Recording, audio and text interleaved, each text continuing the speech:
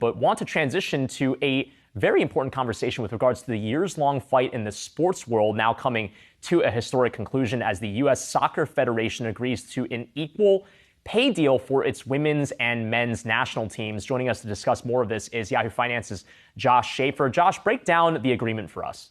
Yeah, Brian, it's a landmark deal. This is a first of its kind of deal. The United States Soccer Federation says that it's the first country to ever provide equal pay when it comes to these collective bargaining agreements. And really, when we look at it, it's an economic equal pay deal. So that means everything. Every form of payment when it comes to appearances in games, when it comes to their funding, when it comes to stadiums, every sort of piece of the setup is now going to be equal. And what I really want to point out here, the most surprising thing to me is the World Cup revenues are now going to be shared. And that's huge when you think about how much more the men make just by going to the World Cup. They could lose just by going to the World Cup. They make significantly more than the women. So we're showing it right now on the screen. The men's World Cup coming up in Qatar in 2022 is worth $440 million. The Women's World Cup in 2023 is only worth $60 million total prize pool. So what they're going to do is they're going to take these two, combine them, and split them evenly. So then the women and the men can make equal amounts of money. And really, we're going to see the women who normally win this thing, right? They've won the last two. They're going to make more money than they've ever made now because they're sharing with the men. I mean, I was telling Brian today before the show, on the one hand, this is great news, but it just makes me so angry, right? Why in 2022 are we talking about this when the women's team, they've actually won the World Cup? It's not just about going. This is way long over. It's been 6 years. This has been a 6-year-long discussion, right?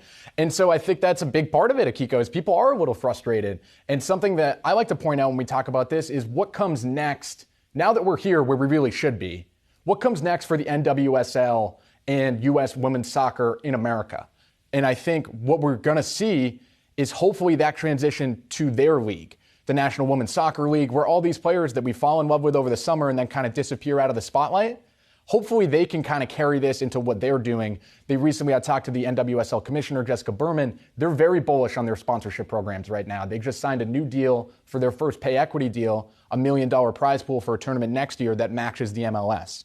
So I think we're starting to see that pick up. Does the momentum carry? And to be clear, those organizations don't fold into.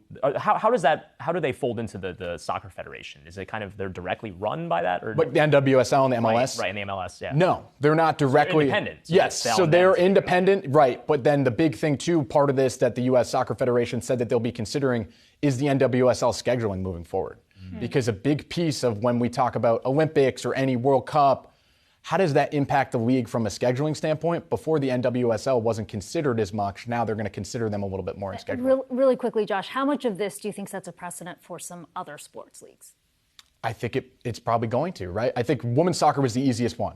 It was the clear one. That comes to mind. And then basketball, what happens with the WNBA? What happens with that really successful women's national basketball team that's also very successful on an international stage? Watch for that one next. Yeah, and they have an increasing following as well. Josh Schafer, thanks so much for that.